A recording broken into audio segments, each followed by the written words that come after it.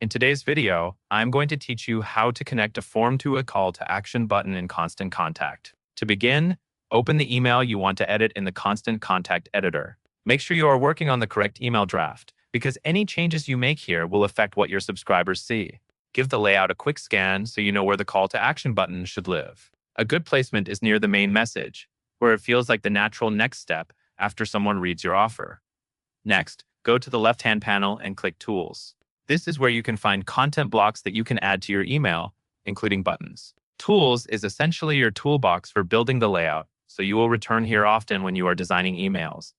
Now, find the button icon. Click and drag it from the Tools panel, then drop it directly into your email layout where you want the call to action to appear. As you drag, you will see the email layout highlight potential drop areas. Take a moment to place it carefully so it aligns with your content and looks intentional. Once it is dropped in, you should see the button appear in your email. After that, click on the button itself. This opens the button toolbar where you can adjust settings and, most importantly, add a link. In the toolbar, select Link. This is the step that connects the button to the destination you want, such as your sign-up form. When the link options appear, choose Web Page. In some cases, you may also see options like Document or Email, but for a form hosted online, Web Page is the typical choice. Then paste your URL into the field provided.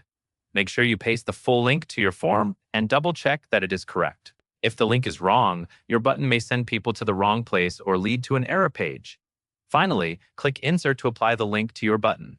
Once you do, the connection is in place. It is a good idea to click the button again to confirm the link appears as expected and preview your email so you can verify the button sends readers to the correct form. And that is all there is to it.